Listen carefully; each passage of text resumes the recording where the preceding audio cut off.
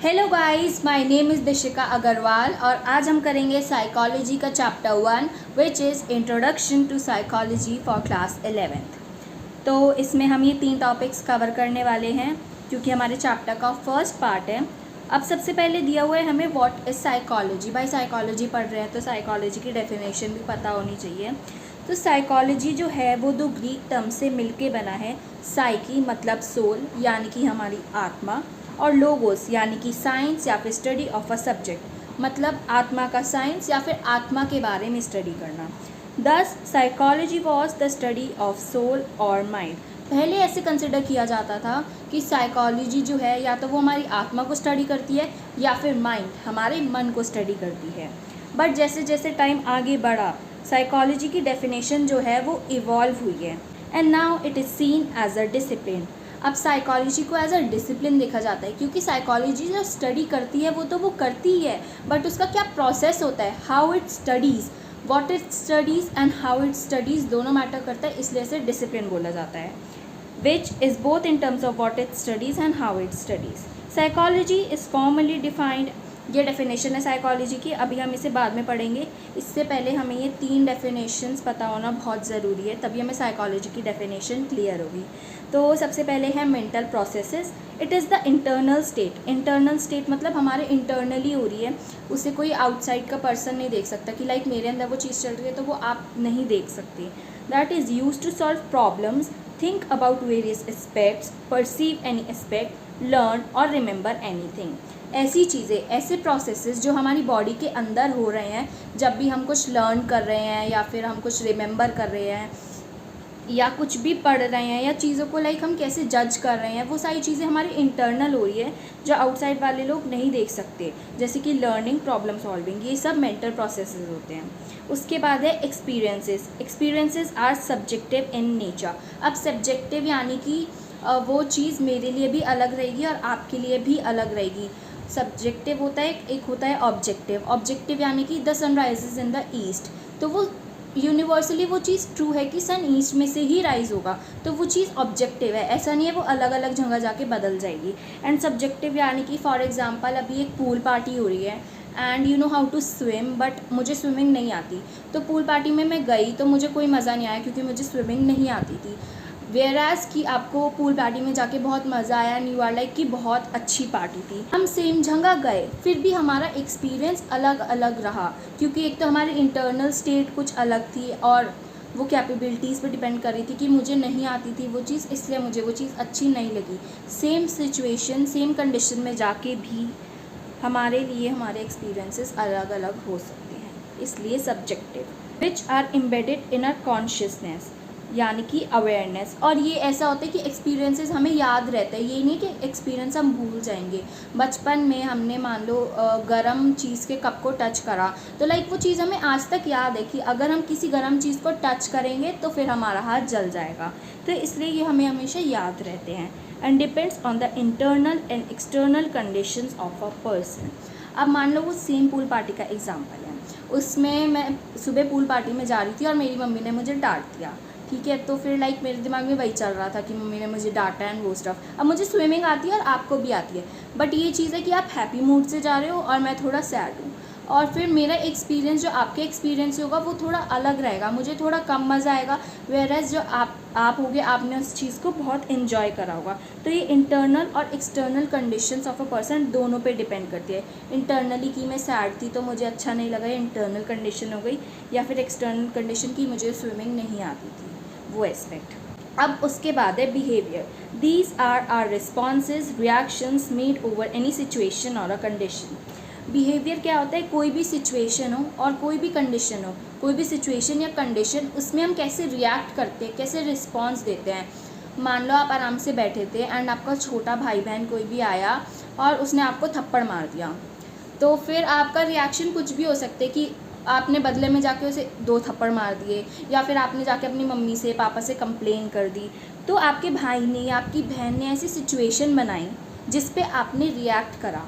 Situation क्या थी कि उसने आपको आके थप्पड़ मारा और आपका रिएक्शन या फिर रिस्पॉन्स क्या था, आपने मम्मी को जाके कंप्लेन कर दी या फिर आपने उसे दोबारा मतलब अपोजिट मार दिया। तो इसलिए ये चीज़ें बिहेवियर होती है। These can be overt, visible and covert, unnoticeable. और बिहेवियर्स जो होते हैं वो एक तो ऐसे बिहेवियर्स होते हैं जो ओवर्ट होते हैं, जो सामने वाला पर्सन देख सकता है। अब इसमें हम ये ले सकते हैं कि मान लो कोई ओल्ड लेडी है and she is trying to cross the road. अब आप जा रहे हो उनकी हेल्प करने, एक सिचुएशन है कि उन्हें रोड क्रॉस करना है एंड उसमें आप रिएक्ट कर रहे हो या रिस्पॉन्स कर रहे हो उनकी जाके हेल्प करके। ये चीज़ लोग देख सकते हैं कि आप उनकी जाके हेल्प कर रहे हो, तो ये हो गया ओवर्ट बिहेवियर यानी कि विजिबल, ये दिख सकता है। And then there is another which is covert behaviour, unnoticeable. अब लेडी वो जा रही है सेम और आप सोच रहे हो कि लाइक आपको जाके उनकी हेल्प करनी चाहिए या नहीं करनी चाहिए, आपको उनके प्रति सिंपैथी आ रही है and like you are kind towards her, ये चीज़ें। तो ये चीज़ें कोई सामने वाला नोटिस नहीं कर सकता, बट आप खुद इंटरनली आपके अंदर वो चीज़ें हो रही है, इसलिए इसे अननोटिसेबल या फिर कोवर्ट बिहेवियर कहते हैं। तो अब साइकोलॉजी की डेफिनेशन पे अगर वापस आए, psychology is formally defined as a science which studies mental processes, experience and behavior in different context। तो साइकोलॉजी को एक ऐसा साइंस माना जाता है, साइंस इसलिए क्योंकि एक तो वो ऑब्जेक्टिव होता है, अलग अलग जगह जाके साइंस नहीं बदलता, सेम साइकोलॉजी भी ऑब्जेक्टिव होती है और कुछ पर्टिकुलर प्रोसीजर्स फॉलो होते हैं साइकोलॉजी में। इसलिए साइकोलॉजी एक साइंस है जो क्या स्टडी करता है, मेंटल प्रोसेसेस की, हमारे अंदर की जो मेंटल प्रोसेसेस है, लर्निंग, प्रॉब्लम सॉल्विंग, ये सब चीज़ें कैसी चल रही हैं, एक्सपीरियंसेस की जो हम एक्सपीरियंस कर रहे हैं चीज़ वो, एंड बिहेवियर की हम कैसा रिस्पॉन्स कर रहे हैं इन डिफरेंट कंटेक्स्ट, अलग अलग सिचुएशन में। अब अगला है psychology as a discipline. Psychology is a discipline because it evolves continuously. अब साइकोलॉजी को डिसिप्लिन इसलिए बोला जाता है बिकॉज साइकोलॉजी एक बहुत वास्ट सब्जेक्ट है, उसे हम एक ही डेफिनेशन में, लाइक मेरे लिए साइकोलॉजी की डेफिनेशन कोई और होगी, आपके लिए कोई और। जैसे मेरे पापा को लगता है कि साइकोलॉजी पागलों के बारे में पढ़ाई करना या स्टफ़ की जो मेंटली डिसेबल्ड होते हैं उनके बारे में पढ़ाई करना, वेयरएज़ हमारे लिए साइकोलॉजी की डेफिनेशन कुछ और है। तो एक तो साइकोलॉजी की डेफिनेशन जो है वो कंटिन्यूसली इवॉल्व होती है, psychology as a subject continuously evolve होता है और वो इतना वास्ट सब्जेक्ट है कि हम उसे एक डेफिनेशन के अंदर डिफ़ाइन नहीं कर सकते, इसलिए हम बोलते हैं कि साइकोलॉजी एक डिसिप्लिन है। मे बी जो एनसीईआरटी में जो डेफिनेशन लिखी है साइकोलॉजी की, आप उससे सहमत ना हो या आपके लिए साइकोलॉजी की डेफिनेशन कुछ और हो, इसलिए साइकोलॉजी को एक डिसिप्लिन बोलते हैं। आगे, studies behaviour, experiences and mental processes. ये मैंने आपको अभी बताया कि साइकोलॉजी बिहेवियर, मेंटल प्रोसेसेस और एक्सपीरियंस को स्टडी करता है। Aims to understand how mind works and why behaviour differs. कि एक तो वो चीज़ को स्टडी कर रहा है और कैसे कर रहा है, उसका प्रोसेस क्या है। मान लो कोई साइकोलॉजिकल रिसर्च है, उसमें आप जाओगे, डेटा कलेक्ट करोगे एंड देन उसको लाइक ठीक से अरेंज करोगे और उसको एनालाइज करोगे, तो कुछ पर्टिकुलर स्टेप्स आप फॉलो करोगे। इसलिए it means how mind works, कि माइंड कैसे वर्क करता है और बिहेवियर कैसे डिफ़र करता है। Uses both scientific and subjective approaches. अब एक तो हम साइंस भी यूज़ करते हैं, साइंटिफिक टेक्नोलॉजीज़ और साइंटिफिक प्रोसीजर्स यूज़ करते हैं साइकोलॉजी में, एंड सेकेंडली सब्जेक्टिव अप्रोचेस। कई बार ऐसी चीज़ें होती है कि लाइक हम लॉजिकल नहीं जा सकते, हमें किसी की कंडीशन समझने के लिए उसके पॉइंट ऑफ व्यू से समझना पड़ेगा, साइंस को साइड रख के। जैसे कि एक्सपीरियंस है, अब एक्सपीरियंस में आप क्या साइंस स्टडी करोगे, एक्सपीरियंस इज सब्जेक्टिव, मेरे लिए कुछ अलग है, आपके लिए कुछ अलग है। अब ऐसा नहीं है ना, मेरा जो एक्सपीरियंस है मैं वही कह दूँ कि वही सबका एक्सपीरियंस होगा एक चीज़ को लेकर और उसी तरीके से स्टडी करूँ, ऐसा नहीं हो सकता। इसलिए साइंटिफिक और सब्जेक्टिव दोनों अप्रोचेज़ होती हैं। उसके बाद explains behaviour in a systematic and verifiable way. Systematic procedures होते हैं एंड वेरीफिएबल, जिनको हम वेरीफाई कर सकते हैं। ऐसा नहीं है कि लाइक कुछ भी कहीं भी बोले जा रहे हैं कि नहीं वो चीज़ सच में ट्रू है, एक्चुअली ट्रू है, इसलिए वेरीफिएबल, उसको वेरीफाई किया जा सकता है। Evolve from philosophy, now considered a scientific discipline. Psychology जो है वो फिलोसफी से इवॉल्व हुआ है सब्जेक्ट और अब उसे एक साइंटिफिक डिसिप्लिन माना जाता है। First psychology lab was established in 1879 इन लिप्सिक। तो सबसे पहले जो साइकोलॉजी की लैब थी वो इस्टेब्लिश हुई थी लिप्सिक में 1879 में, और ये MCQ में आ सकता है। अब नेक्स्ट है साइकोलॉजी एज अ साइंस। तो साइकोलॉजी को एज अ साइंस क्यों बोला जाता है? Application of the scientific method to study psychological phenomenon. एक तो अब साइंटिफिक मेथड्स यूज़ किए जाते हैं कोई भी डेटा कलेक्ट करने के लिए, जैसे कि एक्सपेरिमेंटल मेथड हो गया, केस स्टडी मेथड्स, ये सारे मेथड हम अगले चैप्टर में पढ़ेंगे। साइंटिफिक मेथड्स डेटा कलेक्ट करने के लिए यूज़ किए जाते हैं, अलग अलग प्रोसीजर्स में साइंटिफिक मेथड्स यूज़ किए जाते हैं। ऑल्सो अब टेक्नोलॉजी इतनी एडवांस हो गई तो हर चीज़ में हम टेक्नोलॉजी का यूज़ करते हैं। इवन साइकोलॉजी में कंप्यूटर बेस्ड हम स्टडी कर देते हैं, या फिर किसी भी टेस्ट के एनालिसिस या फिर रिजल्ट चाहिए उसके लिए। Science places a great deal on emphasis of objectivity. Objectivity वही कि लाइक साइकोलॉजी ये देखते हैं कि कोई भी चीज़ हम ऐसे ही नहीं बोल रहे, उस चीज़ का हमारे पास प्रूफ है या फिर वो चीज़ हर जगह ट्रू है। ऐसा नहीं है कि मेरे लिए ट्रू है और फिर किसी और के लिए टेस्ट करें तो वो चीज़ गलत आएगी। अब नेक्स्ट है हाइपोथेटिको डिडक्टिव मॉडल। अब मैं आपको एक्सप्लेन कर देती हूँ। इसमें क्या होता है, हम एक स्टेटमेंट लेते हैं या कोई भी सेट ऑफ स्टेटमेंट्स लेते हैं। फॉर एग्जाम्पल अभी हम लेते हैं the more you study maths the more you will love it, कि लाइक जितना ज़्यादा मैथ्स पढ़ रहे हो उतना ज़्यादा आप उसे पसंद करते हो या उतना ज़्यादा आपको वो पसंद आती है। अभी हमें पता नहीं है कि ये स्टेटमेंट ट्रू है या नहीं है, बट जस्ट अभी हमने ले लिए अपने एग्जाम्पल के लिए। और ऐसा ही रिसर्चेस में होता है कि हमें जो चीज़ लगता है कि ये सच हो सकती है, हम वो स्टेटमेंट ले लेते हैं। The more you study maths the more you will love it, ये हमारी स्टेटमेंट हो गई, ये हमारी हाइपोथेसिस हो गई। अब इस हाइपोथेसिस के बेस पे हम डेटा कलेक्ट करेंगे। मे बी हम बहुत सारे बच्चों को टेस्ट करें कि जिनको पहले मैथ्स नहीं पसंद थी वो और मैथ्स कर रहे हैं और क्वेश्चंस कर रहे हैं मैथ्स के और प्रैक्टिस कर रहे हैं, तो उन्हें मैथ्स पसंद आती है और की नहीं पसंद आती। और जिनको मे बी पहले से ही पसंद थी उनको टेस्ट कर रहे हैं कि उनको और मैथ्स करने में पसंद आ रही है या नहीं।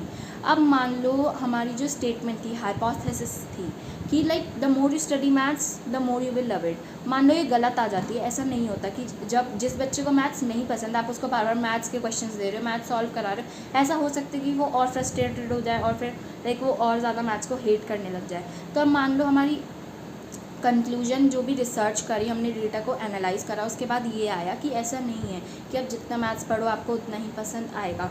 ऐसा हो सकता है किसी किसी के लिए ये स्टेटमेंट ट्रू हो कि जिसको ऑलरेडी मैथ्स पसंद है या फिर जिससे थोड़ी प्रैक्टिस करने पर वो चीज़ बन पा रही है, क्वेश्चंस बन पा रहे हैं, तो उसको फिर मैथ्स अच्छी लगने लग जाए। बट जिसको लाइक बहुत ही ज़्यादा मैथ्स से वो हेट है और जिससे नहीं सॉल्व हो रहा तो उसको और नहीं पसंद आएगी मैथ्स ऑब्वियसली। तो फिर लाइक लास्ट में हम अपनी हाइपोथेसिस पर रिविजिट करेंगे और उसे चेक करेंगे और उसमें करेक्शंस करेंगे बेस्ड ऑन द स्टडी की हमारा जो कंक्लूजन आया था पूरी स्टडी करने के बाद उससे हम अपनी हाइपोथेसिस को सही करेंगे और फिर एक थ्योरी देंगे कि नहीं भाई, the more you study maths the more you will love it, this statement may be true for some of the people and not for all, कि लाइक ज़रूरी नहीं है कि ये स्टेटमेंट सभी के लिए ट्रू हो, किसी किसी के लिए ट्रू हो सकती है। ठीक है, तो ये था हाइपोथेटिकल डिडक्टिव मॉडल। ये साइंटिफिक मेथड था, इसलिए ये साइकोलॉजी में यूज़ होता है, इसलिए साइकोलॉजी को बोलते हैं as a science.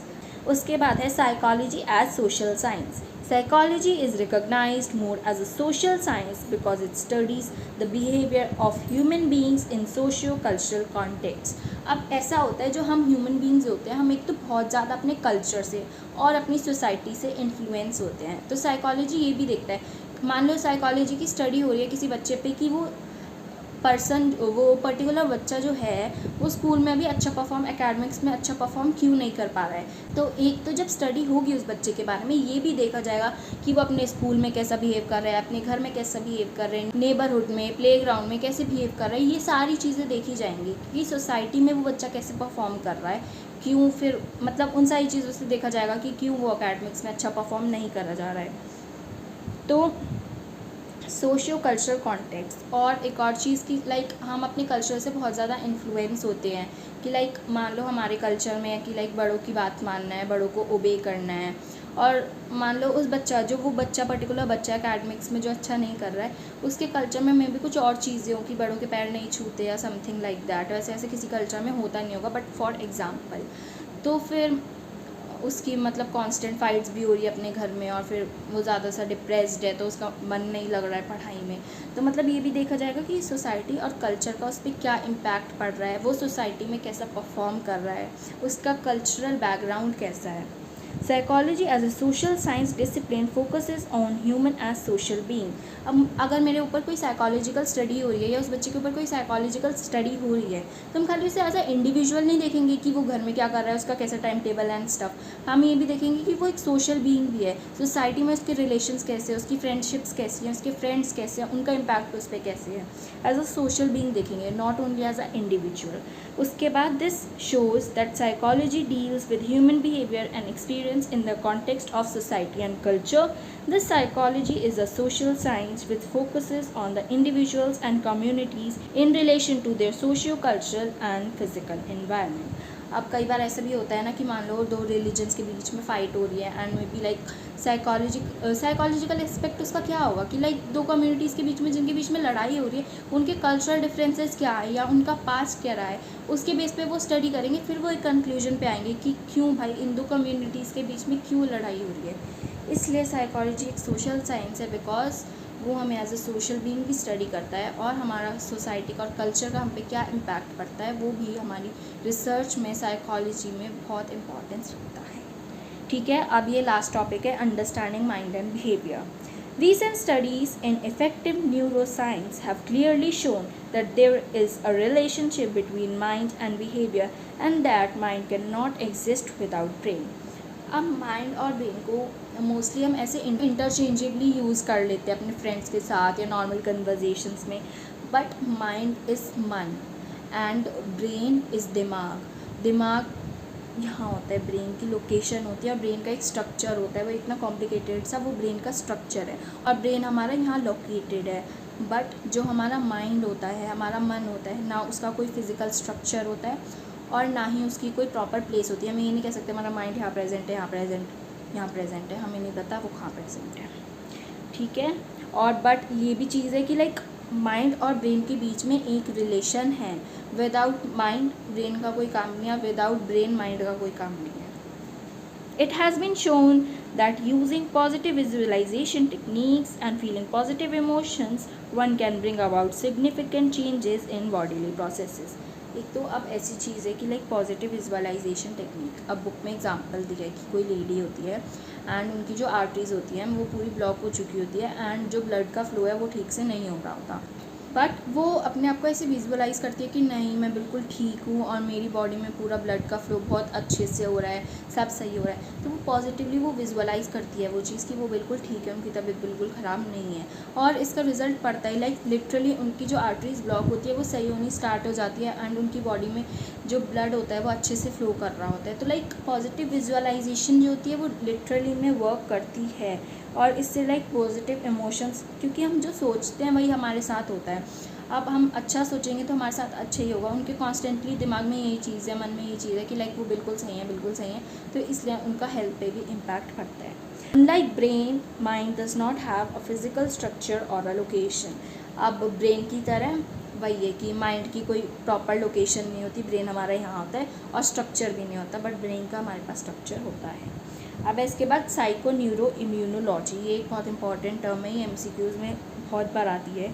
New discipline, ये एक न्यू डिसिप्लिन है जो जस्ट इवॉल्व हुआ है थोड़े टाइम पहले, called which has emerged which emphasizes the role played by the mind to strengthen the immune system. वही एग्जांपल है कि अब एक दूसरा एग्जांपल लेते हैं। एक ऐसा था कि लाइक उनके आर्म में कोई प्रॉब्लम थी and he was using a robotic arm. तो लाइक जब भी वो कॉफ़ी पीने गए थे तो लाइक जब वो कॉफ़ी का मग लेने की कोशिश कर रहे थे, किसी और ने उसको कॉफ़ी के मग को पुल कर लिया, अपनी साइड ले लिया। तो लाइक उन्होंने रिजेंटमेंट शो किया कि लाइक उन्हें वो अच्छा नहीं लगा, ही वॉज ट्राइंग कि वो चीज़ वो ले सकते हैं। तो अगर हम माइंड से सोचते हैं तो लाइक वो हमारी इम्यून सिस्टम पे बहुत ज़्यादा इम्पैक्ट करता है कि हम कैसा थिंक कर रहे हैं। वो आर्टरीज़ वाले एग्जाम्पल में भी सेम कि उन्होंने अपने बारे में पॉजिटिव थिंक किया कि वो चीज़ हो रही है तो वो चीज़ होने लग गई। तो मतलब कि माइंड हम जैसा सोचते हैं उसका हमारी इम्यून सिस्टम पर इफ़ेक्ट पड़ता है, इसलिए इस टर्म का नाम है साइको न्यूरो इम्यूनोलॉजी। हमारी जो इम्यून सिस्टम है वो बहुत ज़्यादा इफ़ेक्ट होती है the way our mind thinks and works. तो इसी के साथ पार्ट 1 ख़त्म करते हैं चैप्टर का। पार्ट 2 में कुछ नए टॉपिक्स लेके आऊँगी मैं उसके बाद, और मुझे सजेशन देना कमेंट बॉक्स में कि लाइक मेरे पढ़ाने का स्टाइल तुम्हें सही लग रहा है या फिर नहीं, और मुझे क्या चीज़ करनी चाहिए। और अगर तुम्हें वीडियो अच्छी लगी हो तो नेक्स्ट पार्ट ज़रूर देखना, ठीक है। Thank you, bye bye.